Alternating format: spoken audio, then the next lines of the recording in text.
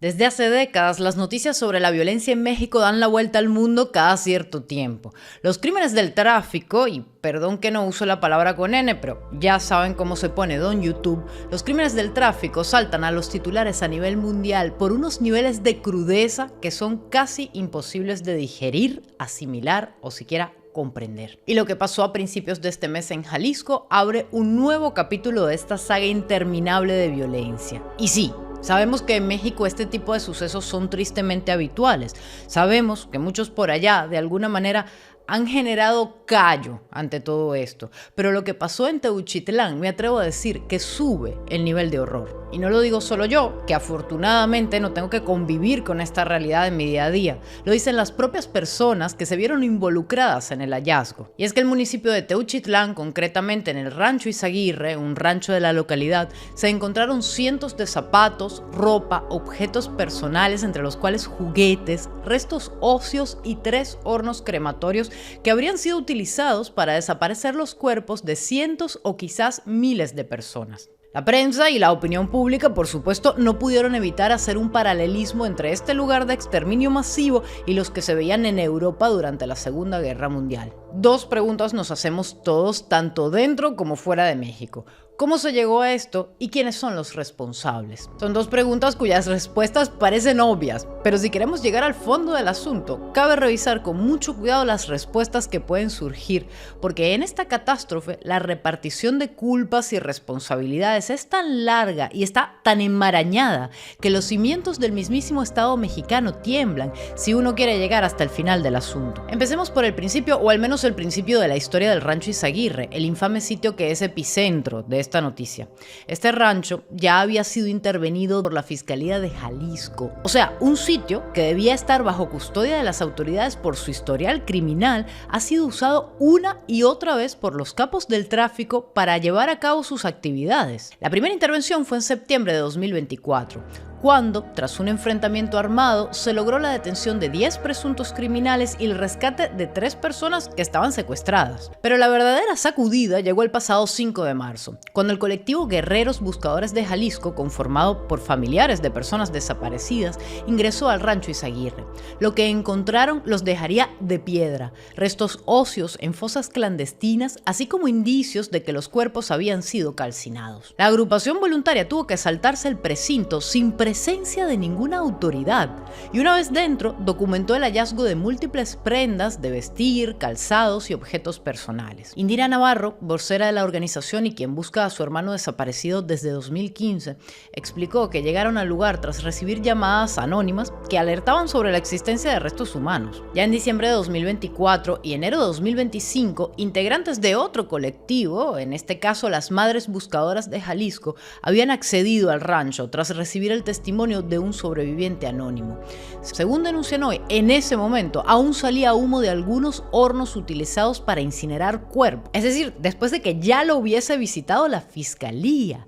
Este colectivo dio aviso a las autoridades, pero aseguran que no se tomaron medidas al respecto. Navarro, por su parte, explicaba hace unos días que ya en julio del año pasado se sabía que este lugar funcionaba como centro de reclutamiento forzado, y explicó que las autoridades lo sabían, pero no les permitían hacer nada al respecto. Incluso, según un relato, una informante que estuvo en el lugar le aseguró que ya desde 2012 el rancho servía como centro de operaciones del crimen organizado. Si ante toda esta información, llamémosla no oficial, le sumamos los 36 testigos de los horrores del rancho liberados en enero, cuyo testimonio nunca trascendió a la prensa, pues la única explicación posible a estas alturas es que haya complicidad por parte de las autoridades. Y aquí me detengo, porque este es apenas uno de los eslabones de la larga cadena que ha hecho posible que se dé esta situación, una larga cadena de negligencia, miedo, ineptitud y, como dije, complicidad por parte del gobierno mexicano en todos sus niveles y desde todas las facciones políticas. Pero a todas estas, ¿cómo ha gestionado el gobierno local la situación? Ya en septiembre del año pasado, cuando las autoridades tuvieron un enfrentamiento con miembros del CJNG, supuestamente se llevó a cabo una revisión exhaustiva del terreno utilizando maquinaria pesada, georradares y binomios caninos. pero por cosas de la vida y que nadie se puede explicar, entonces solo se encontraron armamento y algunos pocos restos óseos. O sea, nada que se pareciera a una fosa común con restos de cientos de personas o gigantescos hornos improvisados. De verdad, aquí solo hay una posible conclusión. Si las autoridades mexicanas cada vez que tienen un caso de estos se comportan como si su nivel de competencia e inteligencia fuera el del jefe Gorgory de los Simpson, es porque o son cómplices o están tan cagados encima que prefieren parecer estúpidos antes que meterse en un problema serio con alguien peligroso. Y aún hoy, tras todos los hallazgos, con todo y las pesquisas de los guerreros de Jalisco y las madres buscadoras, las autoridades siguen asumiendo una actitud del pobre tonto que no se entera de nada, llegando a asegurar que en una nueva inspección del sitio no habían encontrado estructuras crematorias. ¡Ah, caray! Es que, mira tú, no hay unos hornos industriales funcionando a toda potencia en el rancho con un cartel que pone hornos para borrar evidencias. Pues evidentemente no habían unos hornos como tal, sino algo más bien improvisado. Se cavaban enormes agujeros en el suelo, se hacía una cama de ladrillos, se las bañaba con combustibles y luego metían los restos previamente cortados en partes para incinerarlos. Al final de todo el proceso, el hueco se tapaba con tierra. Por su parte, el alcalde de Teuchitlán, José Ascensión Murguía Santiago, dio unas declaraciones llamativas al decir: así como me pueden investigar a mí, que investigan a los demás. Y yo me pregunto, ¿quiénes son los demás? ¿Los demás de la alcaldía, de la fiscalía, del gobierno estatal? El alcalde sugiere de forma bastante sutil que él sabe que hay gente del gobierno implicada en esto. Solo le faltó decir, si yo caigo, me llevo a los demás conmigo. Evidentemente, el patético papelacho de las autoridades locales ha sido tal que el gobierno nacional mexicano ha tenido que arremangarse, ponerse sus guantes para limpiar cochinadas y decir, tranquilo papito, que ya me encargo yo. Spoiler, probablemente tampoco se va a hacer cargo hasta las últimas consecuencias. Y ya te contaré por qué. Y es que, oh sorpresa, cuando uno mira las reacciones de algunos de los más altos funcionarios del gobierno mexicano pertenecientes al partido del oficialismo, duda de las buenas intenciones de cualquiera de los que se supone que tienen que trabajar para resolver esto. La cosa es que la presidenta Claudia Sheinbaum ha exigido una investigación exhaustiva y transparente sobre los hallazgos en el rancho, subrayando la necesidad de esclarecer los hechos y garantizar justicia para las víctimas, y se espera un informe de la Fiscalía General sobre el caso en los próximos días. Bueno, hasta ahí todo bien, todo bonito. Sin embargo, el gobierno nacional ha optado por centrarse en defenderse de los ataques políticos que le achacan la responsabilidad por lo sucedido. Sheinbaum acusó a los comentócratas de reconstruir los hechos con el objetivo de atacar a su antecesor Andrés Manuel López Obrador y ha señalado como responsable a la Fiscalía de Jalisco. Y vamos a ver que la señora en parte tiene razón. Pero caramba, tratar de desentenderse del asunto simplemente señalando a las autoridades locales es un gesto bastante feo. Quiero decir, no se supone que la administración, o sea, el Estado, es uno solo. Pero como suele pasar, cuando se trata de asuntos turbios, los políticos se desentienden y de repente pareciera que Jalisco quedara en otro país, en el que las autoridades federales no tienen jurisdicción, especialmente cuando en ese estado no gobierna el partido oficial. En todo caso, para ilustrar lo que quiero decir sobre esto de la responsabilidad compartida, me remito a un ejemplo. ¿Sabes cuántas patrullas hay en Teuchitlán? 3 patrullas. ¿Y quién asigna los presupuestos a las autoridades locales? El gobierno federal. Cierto que el proceso pasa por el Congreso, luego la autoridad estatal y finalmente la alcaldía, pero el punto es que es un proceso que depende de un trabajo conjunto entre todas estas autoridades. O sea, no se le pasó por la cabeza a ninguno de los genios de las altas instancias del gobierno mexicano que un sitio que está tomado por los traficantes podría necesitar, no sé, una ayudita en materia de seguridad. Y más si tomamos en cuenta que el estado de Jalisco es donde más desaparecidos ha habido por varios años a nivel nacional. Un tema tan complejo como el del crimen en México no lo van a resolver las autoridades locales. Requiere trabajo conjunto y una estrategia mancomunada. Obviamente, si la Fiscalía de Jalisco está implicada en esto de alguna forma, la culpa no recae directamente en Claudia Sheinbaum. Pero caray, insisto, esto es un problema que afecta a todo México. ¿Qué te digo a México? A medio mundo si vamos a hablar del consumo de sustancias. Por otra parte, cuando uno ve las declaraciones del presidente de la Cámara de Senadores, Gerardo Fernández Noroña, se pregunta si realmente el gobierno nacional está interesado en resolver esto como tiene que ser o si sencillamente se trata de otra noticia truculenta más que se usará como arma política en la cual tirios y troyanos tratarán de lavarse las manos. Esto es lo que dijo Fernández Noroña en relación al Rancho Izaguirre, no sin antes aprovechar para acusar a los periodistas y a la derecha de estar tratando de pescar en río revuelto. Hay 200 zapatos ahí, sí, pero ¿quién dice que esos zapatos son de personas desaparecidas?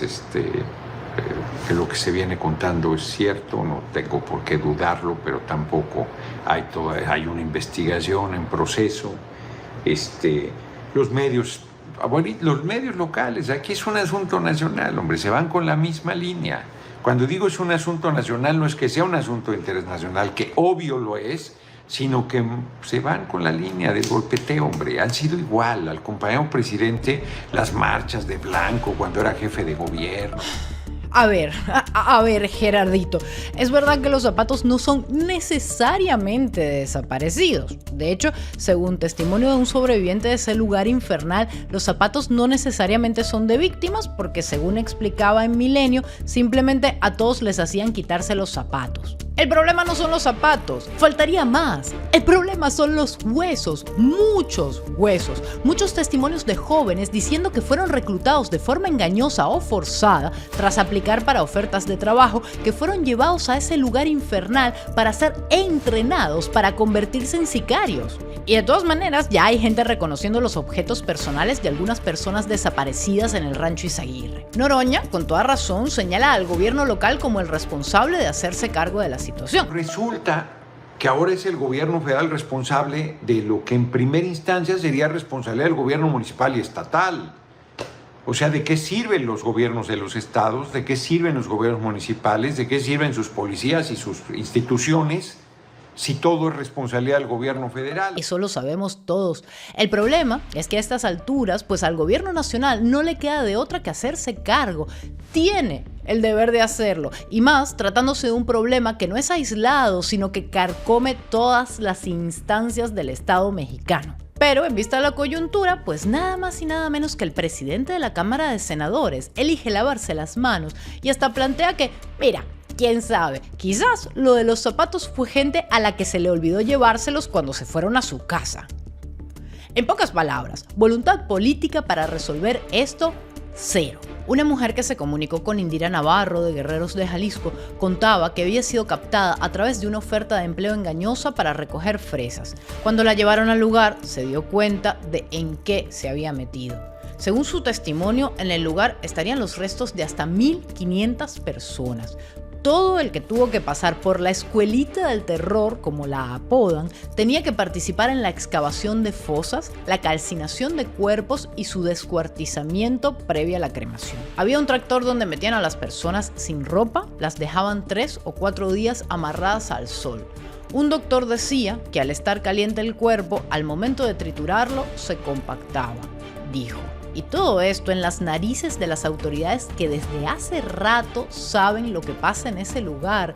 Y ojito, que el fulano rancho no está súper apartadísimo como lo quieren vender. Y que por eso nadie se enteró de nada y bla bla bla. Está apenas a un par de kilómetros del centro poblado más cercano de Teuchitlán. Cabe entonces decir, como hace Noroña, que esos zapatos a lo mejor no son de desaparecidos.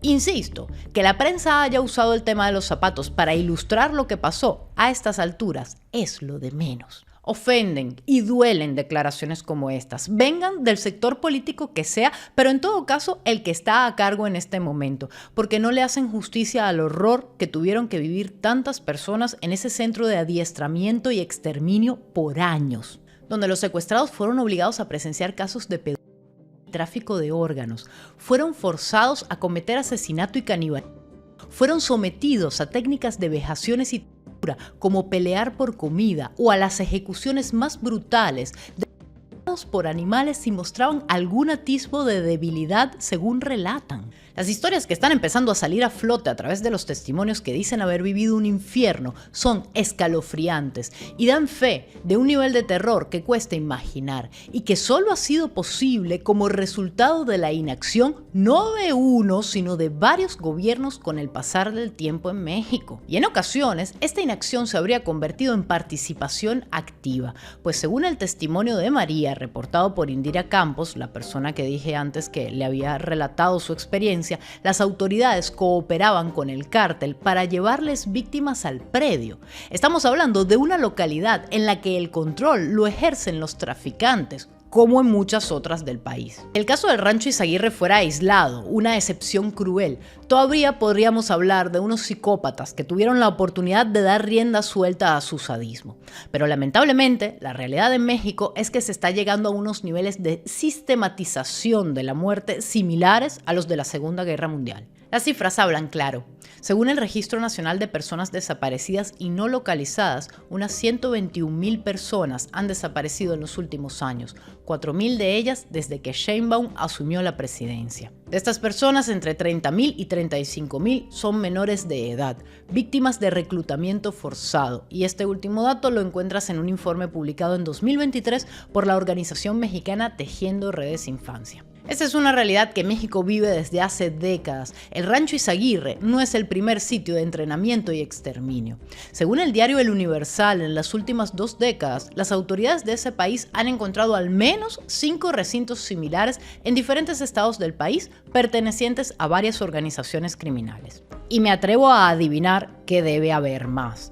Recientemente, el colectivo Amor por los Desaparecidos en Reynosa, Tamaulipas, también encontró restos óseos calcinados en un terreno baldío, mientras que el colectivo Lazos Unidos por Encontrarlos, en un ejido de Reynosa, dio con lo mismo. En México, las ejecuciones se cuentan de a cientos. En 2009, uno de los cabecillas del cártel de Tijuana, Santiago Mesa López, confesó que en las afueras de Tijuana habían disuelto con sosa cáustica los restos de 300 personas. En una de las manifestaciones que hubo en contra de semejantes injusticias, vi un cartel conmovedor que ponía el mapa de México ensangrentado junto con la frase «Ya no importa cuándo empezó, lo que quiero es que termine». En lo personal, creo que sí importa que paguen los responsables, pero entiendo que a estas alturas estamos hablando de tantísima gente que casi que sería imposible llevar a cabo tal hazaña. Lo realmente urgente es hacerse cargo de una realidad desgarradora en la que cientos de familiares viven el horror de buscar a desaparecidos en circunstancias diversas, pero muchos de ellos que solo estaban buscando una oportunidad para trabajar.